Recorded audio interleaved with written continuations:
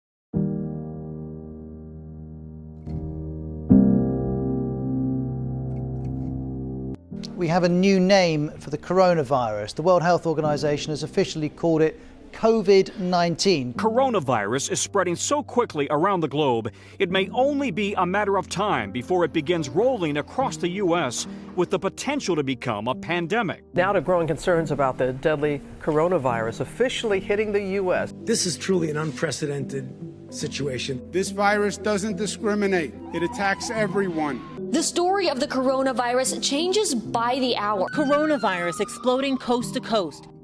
Fast-breaking developments in the coronavirus emergency in the U.S. and around the world. The number of cases soaring. Now more than 120 million confirmed cases of COVID-19 worldwide.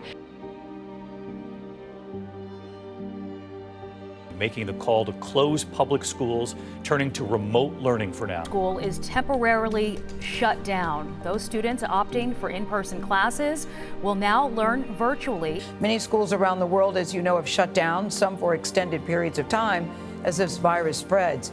Well, I think it's going to change a lot, since we're in education. I think it's going to change a lot about the way education is delivered, particularly with online platforms and that type of thing. It opens up a whole, many different avenues from that particular context. I think it'll have some implications too for how we maybe gear up a little bit more efficiently for future pandemics and vaccines, because that's been a bit of a hot mess. I think probably not. I think you're going to see not necessarily mask mandates, but you're going to see a lot more awareness. So I would say it probably won't be the same, because it's affected so many people in a much more technological, stage of our lives in the world than other pandemics.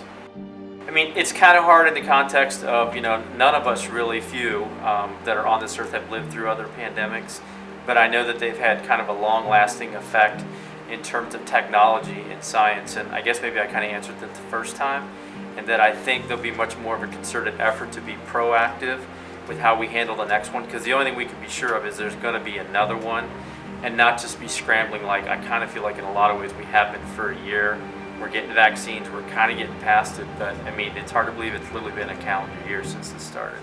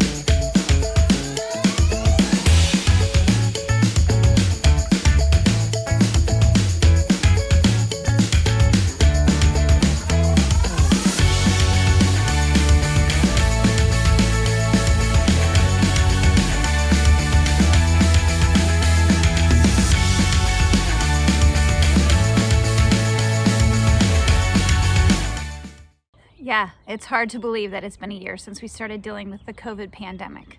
What a year it has been. One for the record books, that's for sure. And I know that I can speak on behalf of the entire WASHS staff and faculty in saying that students, you have been so amazing this year. You have been persistent and determined, and you're showing up and you're doing it despite all the odds. We are so proud of you. Keep hanging in there, WASHS. Let's finish this year strong. Thanks for making Tribe Time your time.